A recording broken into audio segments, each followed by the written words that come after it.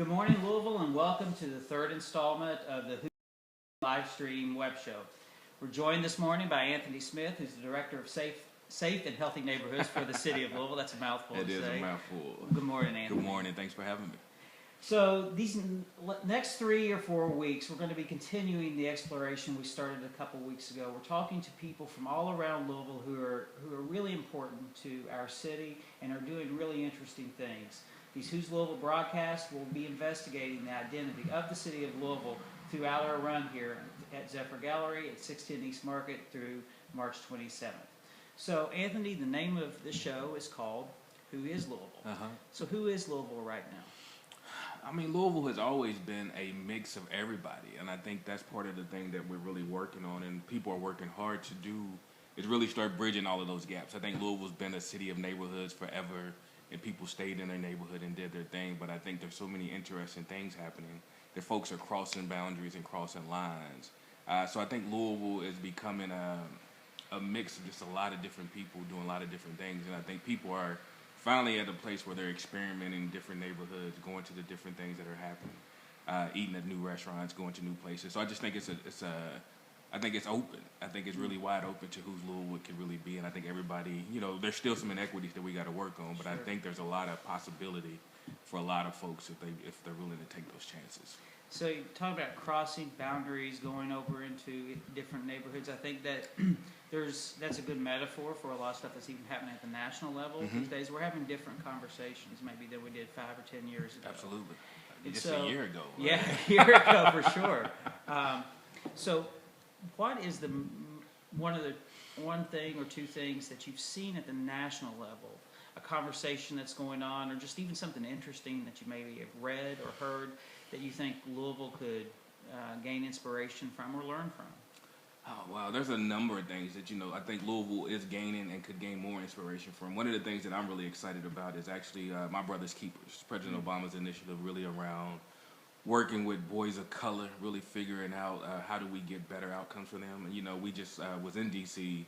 last week and really looking at that as a nation, and there was like 37 cities represented, 13 states, and there's a lot of people having a conversation around what's going on with our boys of color when you look at black and brown boys, and even if you think about those who are on the reservation, and then you think about the immigrants coming over and the folks who are trying to come to Louisville, new Americans. I mean, it's a hard place for young men of color to really try to figure it out. Sure. So I think, we could do better here. I think Louisville can always do better when it comes to that. When you look at our jails, when you look at the juvenile detention center, when you look at what's happening in the JCPS, boys of colors are always at the bottom of the list. And we've got to change that if we really want to be the city that we want to be. So I think there's some folks, we were just, like I said, in D.C., Chicago's got a program called Becoming a Man, where this young man was talking about all the different things that are taking place for him there and how he feels empowered and he's doing better because of this program. So that's one of those national programs that a lot of people are paying attention to and looking at. But I really do think the conversation around what's taking place around our boys and men of color, especially black men and black boys, is an interesting conversation that we all need to be paying attention to. That's great. I mean, on this show, we've made a commitment to ourselves to always say the uncomfortable things. And the one thing that I've always wondered is, I'm a 45-year-old white guy. And so who's from Appalachia. So, but I'm interested in doing what I can do to help and plugging in. So how do other people who may come from the background and life experience that I've come from participate and support these kinds of initiatives? I think it's really just coming in, being who you are, being authentic, being curious, being okay with making some mistakes along the way, but also staying true to it. Because I think, what happens is a lot of folks feel like they can't come in because they can't relate. But it really isn't that you just got to be open to the possibility of the difference. You got to understand there is a difference. You got to understand that people are creative, resourceful, and whole. One of the things I learned from my old job at NC3, because you can't come in and save people. You can't come in and make it better. You can come in and be a part of making it better. So what role do I play when I come in, right? Understanding where your role is and being a part of it. But then also coming in and listening a whole lot. I think a lot of people come in and not listen to what's going on already, what's taking place already. So getting a feel for what's happening and then figuring out where you fit in. So I think there's a role for everybody. We just released this new campaign out of my office called the One Love Louisville campaign, and it really is around everybody has a role to play to make a difference, right? We're looking at how do we reduce violent deaths. And a lot of people can say it doesn't faze me, right? When you think about homicides, most of our homicides are African-American males between age of 18 and 34. So a lot of folks can say that would not impact my life, but it does impact your life in the long run, because anytime we lose a life in Louisville, we lose that possibility. We lose what could have been. So it's an impact on all of us. So I just think, paying attention, listening, and just coming in and being authentically who you are and not trying to change for the situation, but just coming in and offering what you have. I saw a quote the other day. I may not get it exactly right, but it said, to not know what has come before you is to be forever a child. Absolutely. And that really stuck with me when I read that. What are you seeing or hearing at a national or even state level that you think is potentially a really beneficial moment that we should pay more attention to in Louisville maybe than we are? I think so. There's a number of things, but I want to let's talk a little bit about House Bill 70 that's at Frankfurt, right? It's been one of those things that's been on the books. People have been advocating forever. It really is around voter restoration. Right. Those who have served their time, who have done all that they were supposed to do from the crime that they committed, cannot automatically get their voting rights back. And that's one of the things that Kentucky's like 3 or 4 states that did not automatically give you voting rights back. People have been asking for that. People have been advocating for that, and people have been pushing for that for at least the last 8 or 9 years, or even more that I know of. And that's one of those things that might seem small, but it's big for somebody who wants to be re-engaged in the community.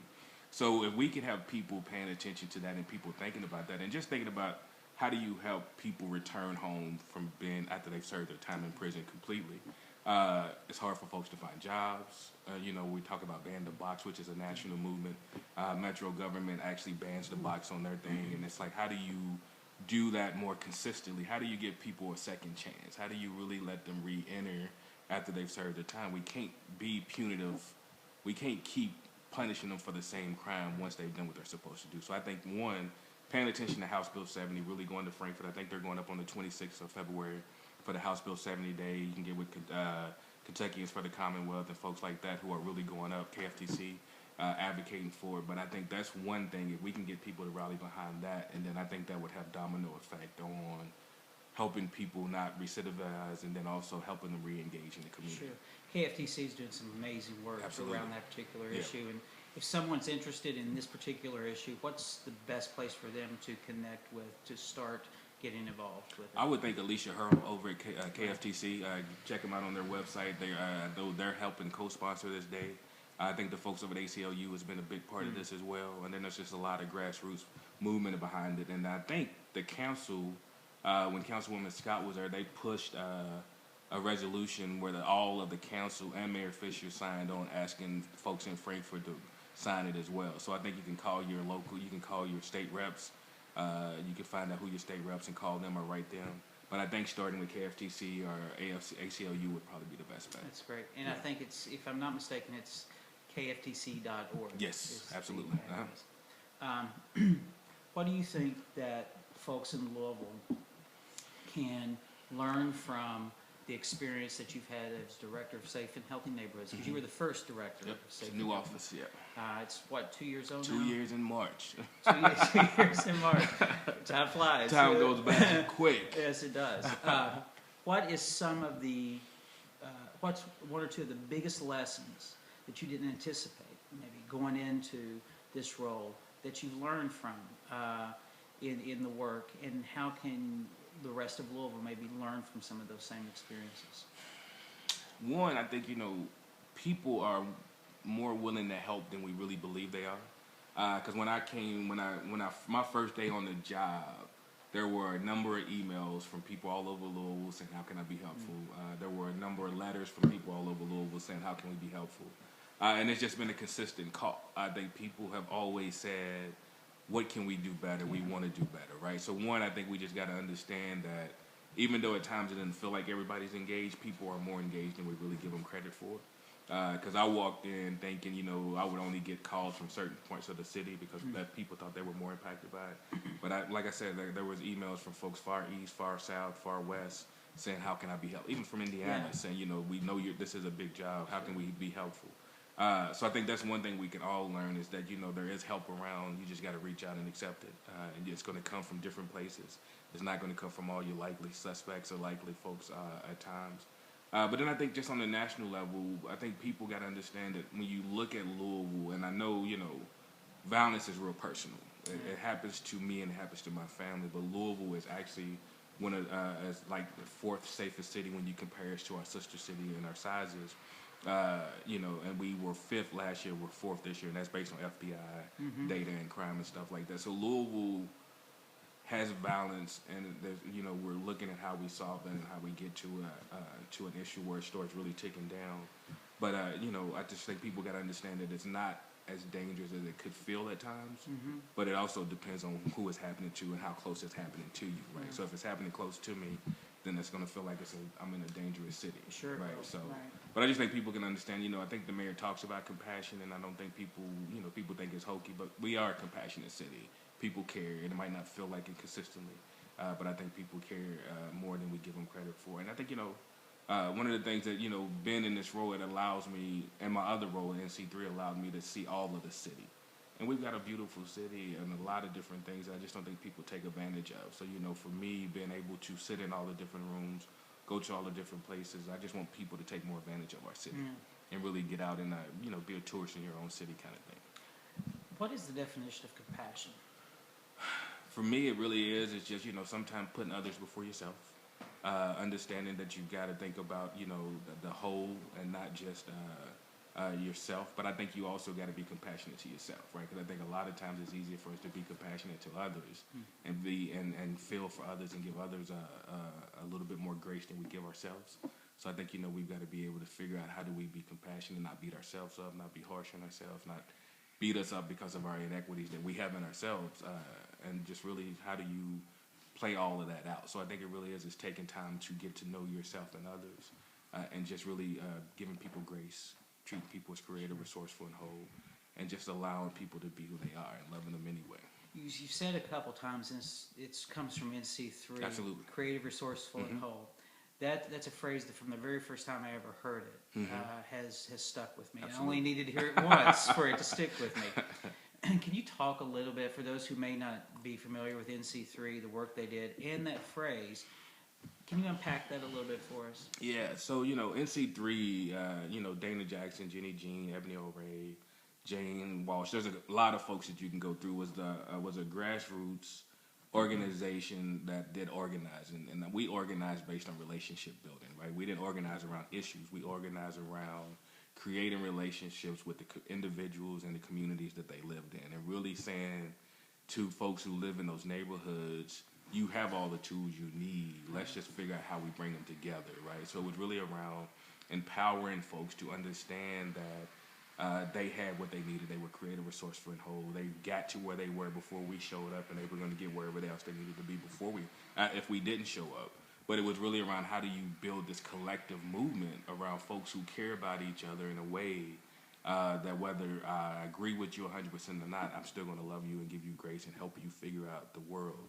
So for us, NC3 was really around building this network. We went from a network of 350 people to a network when it sunsetted to about 5,000 people who lived and cared about, worked in most of West Louisville neighborhoods. We touched all of Louisville, but we were focused on West Louisville neighborhoods and really trying to say to folks, one, pay attention to the assets in the community, right? These communities are creative, resourceful, and whole. They've been doing this for a long time.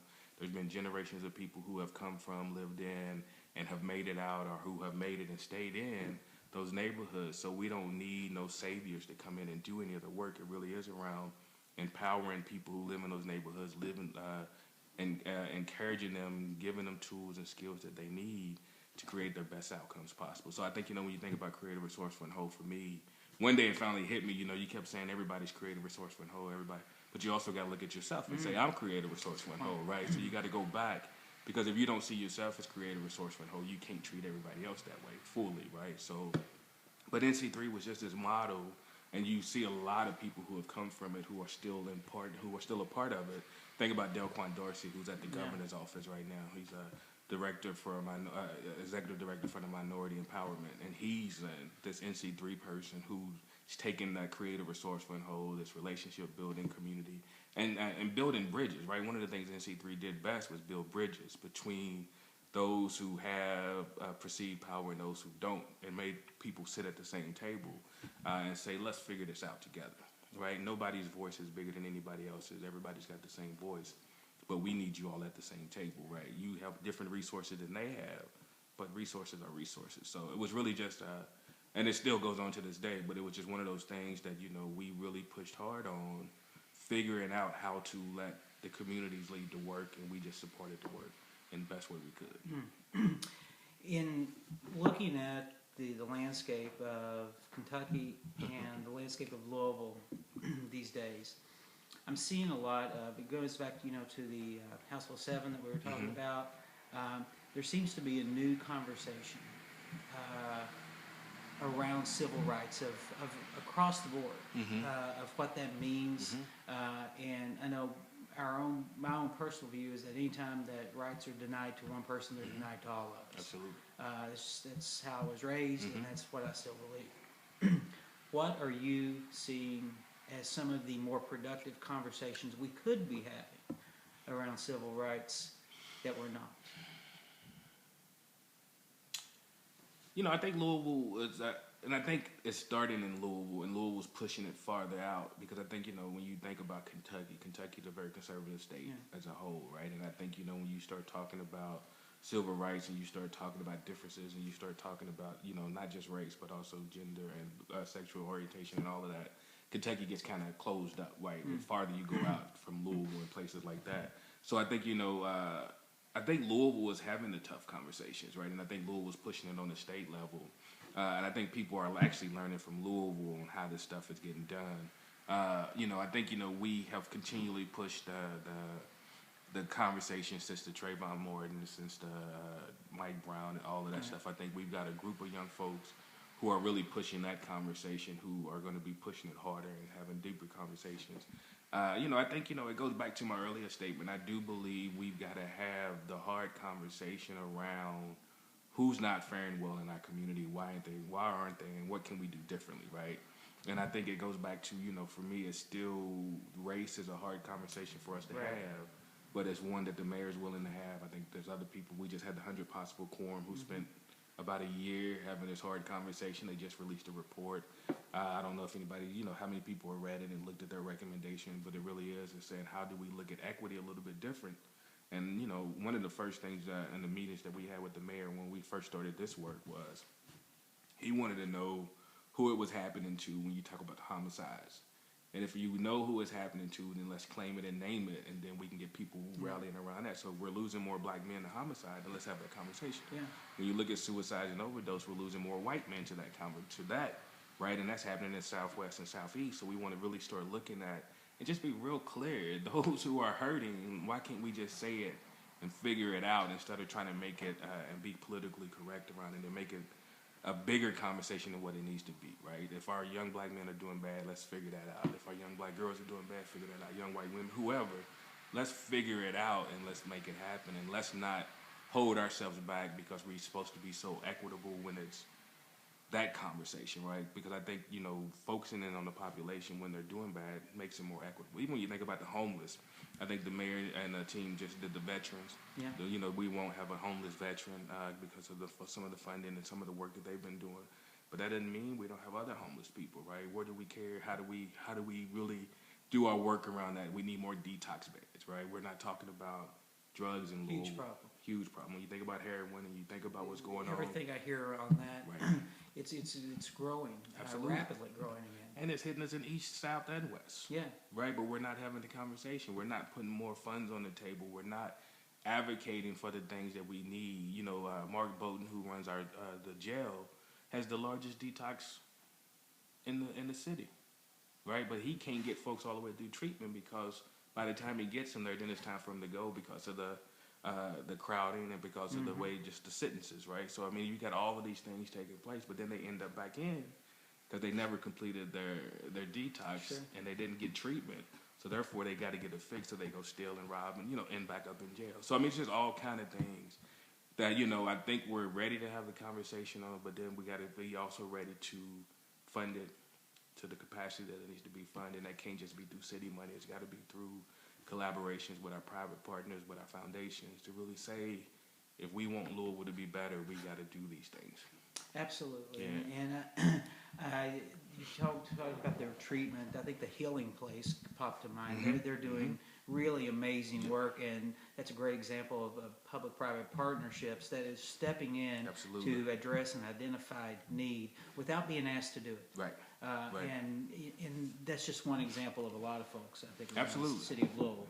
And they're building more beds. They should have more beds opening soon, right? But it's the getting them open part of it, right? So, but yeah, Healing Place. I think you think about my father's house. Mike White runs a place down on Jefferson Street called My Father's House. It works with men in recovery, alcohol, and I mean, there's some amazing stuff happening. But how do we scale it?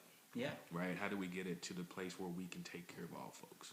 So you're talking about scale. That's the same question you hear a lot of entrepreneurs around. Everybody's talking about scale, but I think it's an interesting paradigm because we are an entrepreneurial city. There's a lot of business, entrepreneurship, startup activity in Louisville, and so I think maybe there's some things that we could learn from each other about how to scale up things.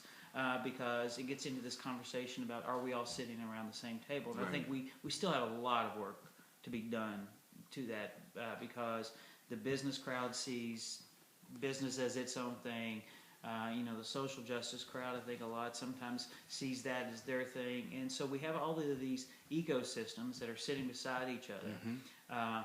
And crossing over is not always an easy thing to do. And I think even for those first ones that tend to cross over into these different areas, take a lot of heat. but that's okay because Louisville has a lot of great people who've been doing that for years. Absolutely. They're crossing over, going back to Ann Braden. Absolutely. So we have a really unique opportunity, I think, in Louisville to carve out a place in the mindset of at least the middle part of the country as a place who is doing things a little bit differently than any place else. And I think it's a combination of all these things that we're doing that is totally unique to us. There are conversations that are happening in other places. There are issues that occur in other places, but we're doing something different here. And I credit Mayor Fisher and his leadership for a lot of that. But even more than that, I credit a lot of people that I know and I run into every day on the ground who are doing it. And we need more of those. Absolutely. Let's morph into a conversation about the arts because we are a creative chamber of commerce. We are very much engaged in, as you know, a lot of our systemic issues in Louisville. But at the end of the day, we're an arts organization that is using arts-related strategies to participate in and help to address those in whatever way we can. What is the relationship, from your own point of view, between the arts and some of the issues that you deal with as Director of Safe and Healthy Neighborhoods? It's at the core, right? Arts plays a huge role, right? I think so. There's a couple of things that that tells me art is important to the work that I do, right? One, we were working with a group of kids at the Baxter Community Center, right? And we went in and we did a makerspace with them, right? It was really say, you've got this community center, you can't change the structural, but you can move things around and you can make it different. You can use spaces. Was that different. Kelby Price? That with you on that? Kelby Price was with us. Elizabeth Stent Alvey was there, and we just had a bunch of people who came and said, "Can we do something different?" And we did it over winter break a couple years ago. So we were talking to the kids. We went in and said, "Okay, this are the parameters. You got to use recycled goods, find stuff that's in your building, and you've got to make a model of your building." Identified how you would use all the rooms in your place, right? So we started asking questions, and there was this 11-year-old kid. I think he was about either between 9 and 11 years old kid, and he said he needed an art space. He needed an art space that was away from everything else because when he found himself getting angry and upset, that was his way to calm down. That was his way to go find his peace and find his sight, right? So this young man was telling us that, I need a space where I can go and be. And I need art space and I need to be creative because that helps me calm down. It helps me think through things. It helps me move on to the next thing. So that way I don't get in fights. I don't get kicked out of the center because I'm mad and stuff like that. So you see that taking a role. And we want to be able to create those spaces for young people. When they identify, they tell you what they need, they tell you what they want. We've got to listen. Then also, you know, you guys have been working a whole lot with Lance Newman. One of the things Lance did for us is he went to a convening with us. It was a Cities United convening, which is this big national movement around how can mayors really work to reduce violence in their communities, right? And one of the things we saw when we were there was a bunch of young people doing a bunch of cool stuff, and there was a bunch of poets.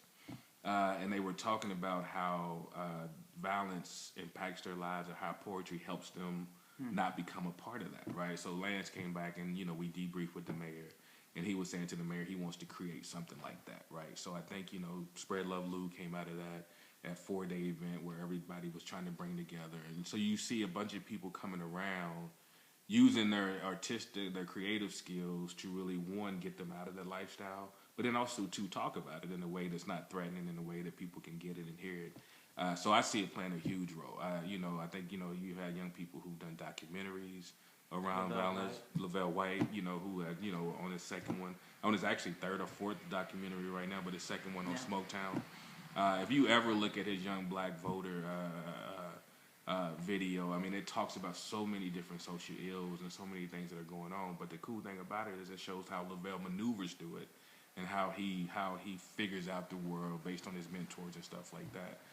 So I think it plays a big role. I think, you know, even when you just look at asking people to take pictures and look at things, I just think there's so many ways that people can, one, show the impact of violence, but then also, two, use art and creativity as a way to get them out of that life. Do you know where that young man is? That was the example you gave me with Kelvin, who was looking for the art space that was quieter. I think he's still at Baxter. I think he still comes. But the thing with Baxter and the thing with most of our community centers is that, you know, we've got great people doing great work, but they're understaffed, right? So we need more volunteers there. We need folks who can say, okay, I'm gonna come and do art Monday, Wednesday, and Friday down here in this space, and this kid can join me for that. Right, because if we take a staff member down there, then we're under-supervised upstairs. So it really is around how we maneuver folks around. Right. But he still comes. He still is engaged. They actually won the prize.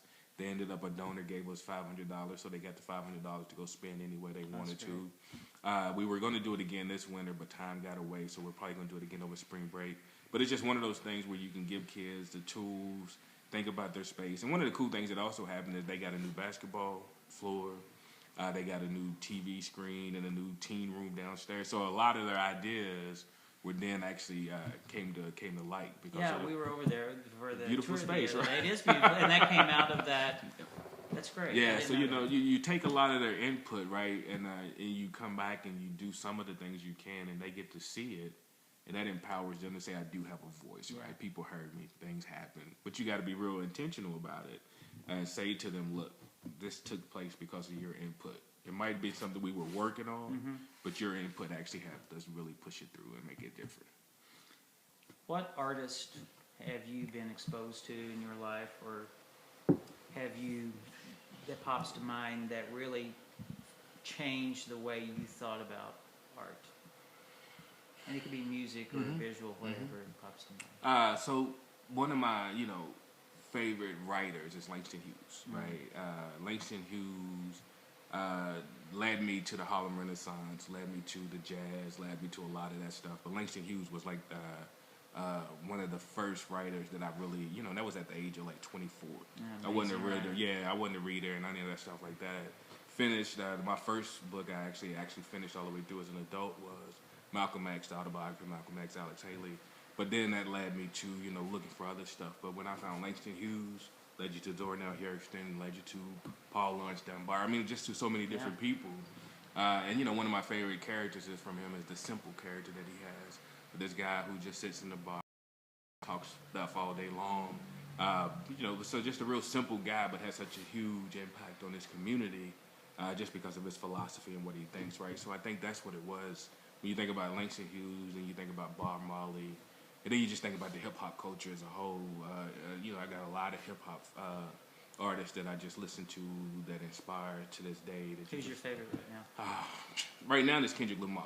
Okay. Right, his right now, his Good Kid, Mad City is like one of my favorite discs that I listen to at least twice a week, the whole thing through. But then also, you know, I'm a big Jay-Z fan, so I love Jay-Z. And then this new radio station that we got, this 105.1 oldie hip hop. I mean, that thing is on 20. Date yourself a little bit. I'm just saying it goes all the way back, and it's just real good. I'm just listening. Beastie Boys was on the other day. So I mean, it's just all of this stuff, and it just all combines together to make this. So I mean, it's that I'm not I don't do music or any of that stuff myself, but I really enjoy a lot of it. You talked about philosophy being involved in that with some of the characters created.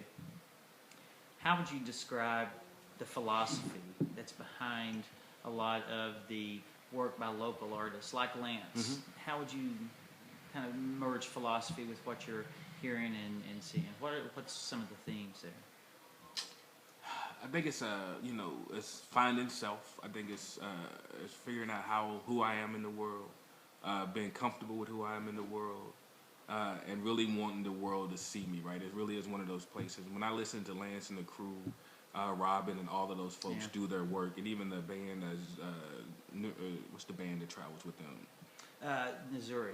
Yeah, when they do their thing, I mean, it's just their voices are so loud and clear that they're really saying to the world, listen to us, hear us. But it's just not them. They're saying listen to our community, listen to the folks who look like me, who I relate to. So I think they're really stepping out on a limb and saying, we're speaking on behalf of our generation, right? We're speaking on behalf of folks who are unheard, folks who... Louisville, we're in this in-between place right now. And so there's a lot of hybridization that is starting to happen, and I think a lot of these, at times like this, a lot of identity issues surface again. And I think that's a really, really healthy thing to have, but it does require, like you said, intense listening. Intense listening. And that's not always an easy thing to do.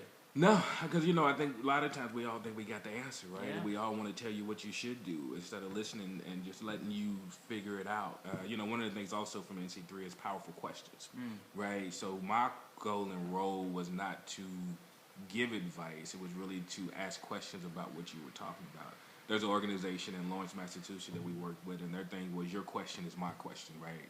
So what it is, if you come to me with a question, let's go find the answer together, right? I don't have to have the answer, but you and I can work together to figure it out. So I think that plays a huge role. I just want to go back a little bit to when you were talking about this entrepreneurship versus social activism. I think you're 100% right? That open coffee that happens every Monday at iHub, I encourage a lot of people to go to that because I think there's some synergy that could happen from a social justice point of view to a entrepreneur, and totally I think that social entrepreneurship is not as big in Louisville as it should be. I think Elizabeth Jones, a local attorney who's working on that and pushing that, is really trying to get people to see. But I think, because they think different in those worlds could be very helpful to each other. And I think we could see a lot of stuff move a lot faster if you merge those worlds in an intentional way. Absolutely. And just created that space, right? Then it goes back to that listening, and it goes back to that figuring stuff out together, right? Because I think there's just two different mindsets. But they could work so beautifully together if we created that space. Absolutely, they can. I mean, that's a large part of our world is the merging of those two. And there's, it's an imperfect science in trying to merge two worlds, especially when they're using different language. Right. And history, had personal histories and so forth lead people to a table with a lot of, all of us, suffer from that. Right. But if we can manage to set that stuff down for just a second and allow some space to open up, I think some new conversations can evolve and lead to new places. Right. And that social entrepreneurship, I think, is something that Louisville could really carve out, again, a really special place for itself. Absolutely. And social entrepreneurship, the way I define it, because there's a lot of different definitions for it, and it's a definition I've thought a lot about, is that it creates a double bottom line. I mean, that means it doesn't, because the nature of philanthropy being what it is changing, we after coming through the recession that we've come through, and the world just fundamentally. Absolutely. The good news is, at the same time, there's been a lot of crowdsourcing tools. There's been a lot of very democratizing tools that have come on the scene as a result of this time that we've gone through, that allows people more than ever, I think, to really find their own funding in ways that they might never have been able to before. And that's an exciting place to be. And you couple that with this double bottom line concept meaning that I can, as a business person, make money, and also if I'm got my intentions set right, I can also make Louisville a better place and help people. Right. And I think those things are not incompatible, and we oftentimes seem to want to make them two very separate things. And I think how we do it is a big question still, but there's a lot of people, I think, that are interested in this question right now, and I'm seeing it more in Louisville than almost any other place in the country. Right. And that's exciting. It is, and I think that's one of the things, and having the mayor be a business guy, an entrepreneur, but then also understands the social justice world and all of that stuff like that, his leadership can help push that. And I think, when, and he's about merging folks too, right? That's why he introduced you all to lands and said, can y'all make this happen? And we rode, and I mean, it's been a beautiful journey. And I think that's part of his role. He plays that well, and he really says, let's make Louisville the best that we can for everybody. What does that look like, and how do we do it? I know there's a lot of folks who don't agree with everything that he does, but I think, he gets a lot of stuff right? And I think he's moving on it. And I think a lot of his it comes from his beliefs. He makes decisions based on his beliefs and how he moves. And I just think, it's an interesting world to watch this guy maneuver in and out, and and be comfortable in his skin and who he is. And I think if we can all be comfortable in our skin and who we are, and take the good with the bad and move on. Because there's good and bad and everything. Absolutely. Absolutely. And, we all got it, right? And the question, I think, also that is something that we think constantly and nonstop about is anything we're doing, how do we sustain what we're doing? I mean, in the United States of America in 2015, it takes money to sustain any business enterprise, any social endeavor, whether it's coming from philanthropy, whether it's coming from business. And the thing that I'm really encouraged by is that this is a conversation that I think Louisville has in a very purposeful kind of way. And you look at, we work a lot with Youth Build Louisville, and I'll just use them as an example because it's one that I'm most familiar with. 35 to 40% of Youth Build's income on any given year, even as a nonprofit, comes from contracts that they have for construction or environmental services jobs that they compete for on the market. So that means even though they're a nonprofit, that they have a sustainable revenue stream. And it's that kind of thinking that I think makes Youth Build such a unique organization and has been such a good partner for us, because that sustainability question is really important also, because if you can't sustain something, you can pour a bunch of money onto something. But if it's not sustained, you could end up doing more damage than you do good. And so that's a question that I do hear very actively being talked about Louisville, and I think that's something we do very well, is putting that on the table and talking about it. And I think we're getting better at it too, even from our foundation partners in the philanthropy world. They're even thinking about it differently, right? They're having conversations. They're national level too. I mean, impact investing is the mantra these days, as well it should be. I think and you've got to get big business engaged. Louisville's got tons of business folks who got philanthropy dollars and community dollars, and you got to really figure out how does this all work together, right? How do you put a plan together and put it in front of folks that's not the typical, I need a grant, I need to do this, but really this is my plan, this is how, right? It's got to be different, right? And we all got to grow and understand that, the world has changed. It's no longer about, just social good. It's also about, is it sustainable? Do you got a good business model? Is it going to be something? And what's the impact that it has, right? It can't just be, I want to save these 2 kids. It's got to be, okay, how do you really want to do this work, and what's the real impact? And I think, having people look at data, having people report data is one of those things that we are getting better at as a city and as a community and a country. Because I think when you look at President Obama and his ideal of saying to folks, you can't work in silos no more. Just because you're at the Department of Education don't mean you don't work with Department of Labor, and you guys come up with a plan together of how you're going to spend your money so that we can have a bigger impact. So, I think even having somebody at the top level like that break down silos and for federal government was huge, to then say, okay, states, you got to do the same thing, and then to say, cities, you got to do the same thing. Don't put a proposal together with me. Don't send me a proposal that doesn't have a lot of people at the table, and you guys are going to work collectively and collaboratively to get this done. So, getting that from the federal level on down was huge. And I think people moved on it and had to see the world a whole lot different. Absolutely. I mean, and you've worked with us enough to know that there's a lot of people that come to the table anytime we come to the table. Got to. You do, because some stay, some don't.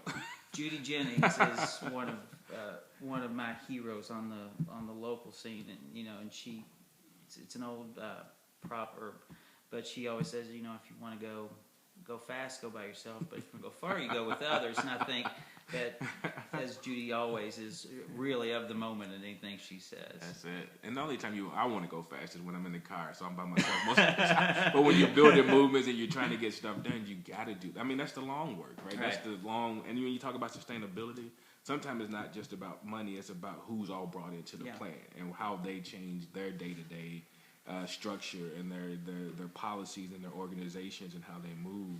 So I think it's not just the dollars and cents, but it also is a policy thing that makes this stuff sustainable. Absolutely, long term. And I think Louisville's finally having the hard policy conversations. And people think policy only happens at the mayor's office and at the city council. I mean, at the council, and then also at the Frankfurt. But it also happens inside your organizations. Changing policies that do little things that really have a big impact are huge, right? Mayor Fisher just created a new policy last July around allowing every Metro employee 2 hours a week to go mentor, right? So we've got 6,000 people on the roster. If we can get all 6,000 of them mentoring a young kid, that's huge, right? Our goal by the end of this year is to have 600. That's a big deal, right? I hope Teresa Reno Weber's looking at return on investment on that. Because, she is. Because that's a great metric. She is, right? So, OPI is always looking at it. HR is engaged, right? So we're consistently working across all of these levels and saying, what can we do and do it better? And then Mayor goes out and asks other companies to do the same thing, right? So that's a policy that has a huge impact.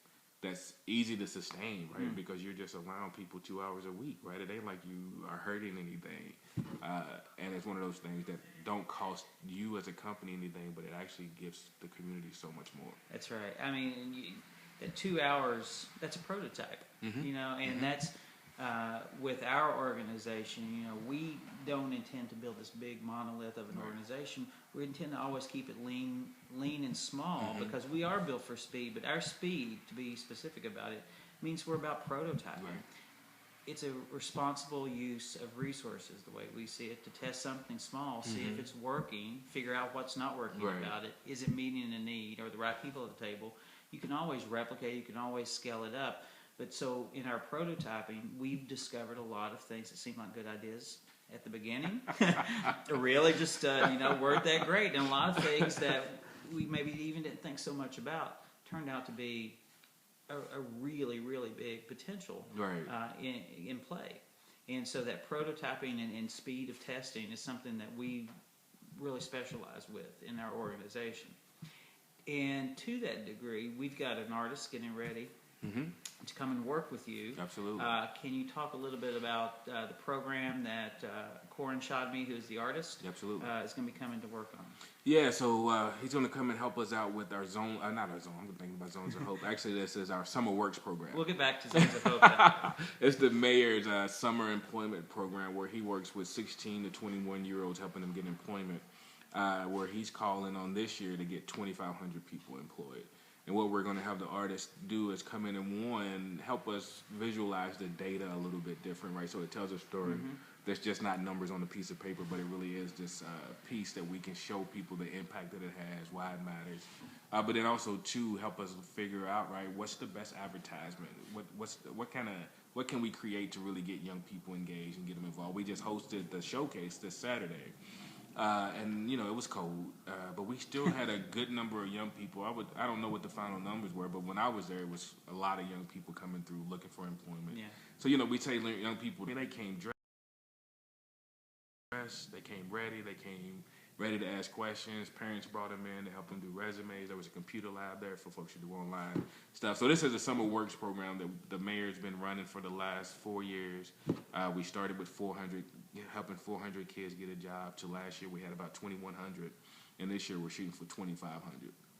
There's a report in Chicago that says when you help young people find employment, your violence goes down overall. Like not just between that age group, but overall. And it's like, okay, but they're still making sure they're going back and looking at the numbers and stuff like that. But we believe, right, that, and then you also got to understand, if I don't get my first job experience until later in life, then we want young people to encourage that, engage in that. Mayor's always looking for companies to either take young people on or sponsor them. Costs about $2,500 for a kid to work 30 hours a week for up to 7 hours for 7 weeks. 30 hours a week, 7 weeks. $2,500 is, for some folks that's not a lot, but it's a huge investment in these young people. One of our nonprofit organizations in the city, we'll find a place for them to go. And our goal really is to get them embedded in a place that's going to give them a mentor. It's going to give them real work experience. We don't want folks just sitting around sweeping and stuff like that, which is a good thing. But we also want our young people to experience what all Louisville has to offer. There's so many opportunities here. There have been a lot of companies. Norton's has been a big partner. Mark's Feed Store has been a big partner. Thornton's, JCPS. They all take young people in and really encourage them to be able to do better and stuff like that. So it's interesting. So we're excited about this process to see what comes from it. But it really is looking at our data, but helping us do it in a different way. But then also helping us think about what kind of advertising pieces we could put together, not just for young people, but hopefully to encourage companies to be a part of it too. Absolutely. And the easiest way that I would describe it to a company is if you have someone who is part of the city that your business is based in, who is working for you, and you're engaged in a conversation with them, and they represent a different generation maybe or whatever, you've just got a relationship that has been formed with a brand new part of your city that your business is serving. So, marketing firms get paid big bucks to do that kind of work. So to be able to give a young adult a job and at the same time be able to connect even at a more deeper level with the city that is building and supporting your business is an important thing for us to do. It's huge, right? So, the mayor's going to keep pushing that. And we think we're going to get 2,500, if not more, employed this summer. So it's going to be interesting. We'll do what we can do to help. I appreciate that. Do you want to talk about One Love? Yeah, let's talk about One Love. One Love Louisville is this new campaign. I meant to bring you all T-shirts, but I forgot all about it. One Love Louisville is this new comprehensive plan that we just rolled out in January. And what it really is looking at how do we reduce violent deaths in our city, right? We're looking at homicides, suicides, and overdose. Average year, if you look between 2009 and 2013, I believe, we averaged 56 homicides a year, 86 suicides, and 121 overdose. Right, our goal is to see those numbers go down. We do not want to continue to lose that many numbers year after year after year. So this plan has 13 goals and 42 initiatives to support that, and we're really pushing that and saying to the community. So it's called One Love Louisville, be the one that makes a difference. Yeah. Everybody has a role to play. If you look on the back of it, it talks really about be the one that makes a difference. So we're saying to everybody, you got a role to play, whether that's going through suicide prevention training that we offer a lot of, going through substance abuse training, really looking to see where kids start looking at the signs and understanding when people are using drugs, or if you're going through conflict resolution, anger management, or if you just want to be a mentor, right? That's why mentoring matters so much to us, is that we know young people who are connected to caring adults, other caring adults outside of their family and stuff like that, really have better outcomes. So we're really asking people to step up and do that. But this One Love Louisville, we had about 150 Louisvillians who helped us put this plan together. They worked and they really looked at all of the different root causes. They looked at things that they thought we could do in the long term to really make a difference and really start seeing those numbers start going down the other way. So we're really looking at that. So we're really excited about this. It just rolled out in January. We got our first big meeting with the implementation accountability team Friday.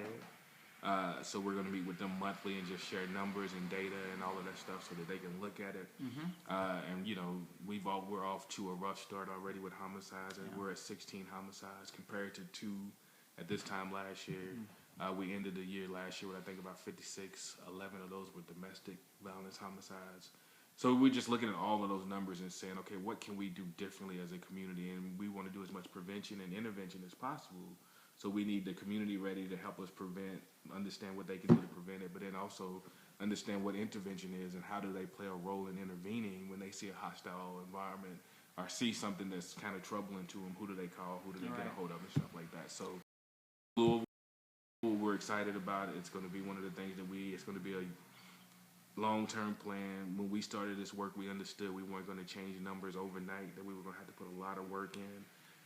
Our goal is just to reduce as much as possible. We would love to get to zero, but there's not too many communities that have zero homicides, suicides. So that's a lot of work. Yeah. But the goal is to get to that. It's an interesting ride, but we think everybody got a role to play. How, if somebody's interested in volunteering, supporting that, what's the best place for them to connect with to get included? They could go to the Metro Louisville website, louisvilleky.gov. Look for the Office for Safe and Healthy Neighborhoods in the department area. They can call me 574-2029, and we'll get them plugged in and get them connected. So we're just really looking for people to go on. They can go online and download their whole report, read it, and then shoot me or Quiniqua an email and saying this is where we feel like we fit in. Our emails are on there, on the website and stuff. And we'll put all that on our website and get it out too for everyone. So that'll be a great way. We want all ideas. We know we didn't cover, even though we still know we missed something. We know there's other innovative ideas. We just want people to be at the table, be engaged, and figure out where they fit in. Right. Who are one or two people that you want all of Louisville to know about that they may not know about? Wow. I got a list. But I only get to do one or two. Let me see who are my go-to folks, right? Dallas Thornton is somebody who I think a lot of people in Louisville know, but a lot of people in Louisville don't know. Dallas is a career planner over at the Kentucky Youth Career Center. Dallas is an ex-Globetrotter. He played professional ball all over the country, all over the world, as a matter of fact. But he's one of those cats who is consistent and always making sure that, I'm okay and that I'm doing the work that I need to do, but he also holds me accountable, right? There's some folks who just hold you accountable. For all of right, us, right? Who say, Anthony, you're doing good, but you can do better on this. And I also think, just to keep it with my elders, I would add my mom, but she don't want me to put all her information out. But Tom Moffitt, who's an older social entrepreneur, white guy, who, celebrates when we're doing well, but also holds us accountable too, right? So I think, if you think about those two for me, Dallas is older African-American, and then Tom is older white guy, who are still committed to the work, who are still in the struggle, who are still saying we can do better, but also are not sitting back doing just saying we can do better. They're also in the trenches making sure we're doing better. Because Dallas is still working with young people every day, right? And I don't even think people understand who he is and the celebrity that he is if you go outside of Louisville, right? So I think that's one of the things, people forget, that Louisville has all of these folks who have done all of this great stuff across the world, but now they're here, and I don't think we celebrate them enough. So I would think about Dallas Thornton and then Tom Moffitt. Thanks for sharing that with us. No problem. Thank you. Last thing I'll ask you about is, as you know, the Roots and Wings project, which is a project that has a lot of people at the table pulling forward, from the Kentucky Center for African American Heritage, who's the lead on it. The Kentucky Center for Performing Arts is participating. Lance, Hannah, Robin, Missouri, Brandon Shatter. You got a lot of the slam poetry scene involved in that. And Bridge Kids International, Stacey Bailey and Jai doing amazing work in the city of Louisville. So you were there when Art Place America did site visit and infused $283,000 into the creative economy of primarily West Louisville, in the hands of these young artists to form the groundwork for creating a new African American theater company that would be run by and for the young adults in the city of Louisville. Even if the grant doesn't happen, and we hope it will. You were there when the site visit happened. I'd like to get your feedback on what you experienced at the site visit. Because I know you had your camera out, taking a lot of pictures. And then, but more importantly, even if the grant didn't happen, what is the importance of this type of work to the city of Louisville? So one, I thought the site visit went well. I was very blown away. I'm always blown away when I watch the young people perform. Yeah, but I think their use of space and that whole community center, when we walked in, Shawnee Arts and Culture Place, when we walked in the door and they used that whole room, And so I just think they're very creative and they're thinking about stuff and they really want to make an impact. And one, also right to create a space where they get to talk about their work, because you can see it on all of their faces how excited they were, how impassioned they were, and how this is just and how who they smart are. they were. With Wow, what very they were smart. saying, too. Yeah, very smart and engaged. But it really is about this is ours, right? They own it, they know it, they want the recognition, but they're going to do this with or without the recognition. But I think when you talk about how important it is to us for one of the things I've been really looking at, when you think about the Lance Newmans of the world, the Ramen, the Tatiana, the writer, all of those young folks who are doing all of this work, I try not to tap into their resources and their skills without figuring out a way to get them paid, right? That's right. So it's that's always, exactly right. So I think that's the importance of it, right? You've got all of these folks who can change the world with their skills, but we got to make sure that they're getting paid for what they do, right? So how do we do that? So one of the things, if this grant doesn't come through, we've got to figure out a way to support them, right? We've got to figure out a way to support the work that they do that change the world so that they don't have to have these third shift jobs that they go to. They don't have to have all this other stuff. We've got to figure out as a community how to allow them to make a living off of their art form, which is one of the things I think, you all are helping push, other people are helping push, but we've got to figure out how we do that better because their art form is needed because they just don't do poetry and music. They actually go into schools, they go into community centers, and they teach young people how to find their voices. Yes. Right, which is huge, right? So we've got to figure out as a community how important that is to us. And then we've got to put a price tag on it, and then we got to figure out how to raise the funds for it.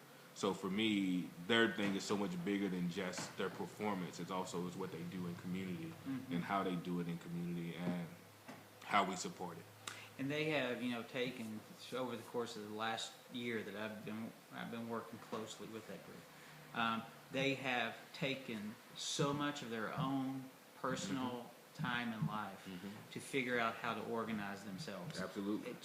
To benefit the community. And that is something, I'd say they probably got well over 1,000 hours just in meeting times, just figuring out what they can do to help others. And we want to encourage that in the city of Louisville. That's part of it, right? You got to do that part too to get to the point where you get paid for what you do, right? So we all got to put some skin in the game. But we can figure it out a little bit quicker for them because they are committed, and we all, as a community, use their resources, right? There's not a time when I can't call Lance and say, I need you to come and do something for me that you don't do it. There's not a time when I can't call Lavelle and say, I need some help with something. Right. Can you do it for me, right? So they all are ready, like you said, and they show up, they come out, and they come out being who they are, but they also are pushing us to think differently. They're also pushing us to say, our young folks, Black Lives Matter, these young people's voices matter, all of those things. So they're trying to figure out this whole how to be authentically who they are, but then also how do we engage in a world that sometimes isn't for us, that don't want us at the table. And I think having partners and supporters like, Ideals and then also the mayor's office really, really helps them feel more and more comfortable because I'm not asking you to change who you are. I'm just saying come to the table. There's some things that you can do better because we all can. But I don't want Lance to be no different than who Lance is. That's right. I just want you to show up and be what you need to do, right? So it's like, let me create a space where people are allowing you to be who you are as you grow to be who you're really going to be, right? So I think that's important. And as a creative chamber of commerce, that's what we do is we try to identify those resources. And for those who are putting in the work, right? And you got to be putting in the work. But for those who are putting in the work and doing it consistently, right? We try as much as we can to help find the resources to make sure they get paid. Absolutely. Because at that point, it's more than just being a creative person. It's actually trying to move the dial on what makes our city hum. Right. So you're doing great work on that. Thank you. Thank I you appreciate for being here today. Thank you all. This was good. Good. Glad you enjoyed it. And thank you guys for joining us. We'll see you next week at Who's Louisville. And if you're out and about, which is a question this week with the blizzard and the sub-degree temperatures we got on Friday night here at Zephyr Gallery, an amazing event is coming up. Lance and the Roots and Wings group that we've been talking about will be doing an entire evening of poetry with improv music provided by Amped and wholly inspired by the work of James Baldwin, to go back to some of the Harlem Renaissance folks you were talking about earlier. So we hope you will join us, and thank you, and we'll see you next time.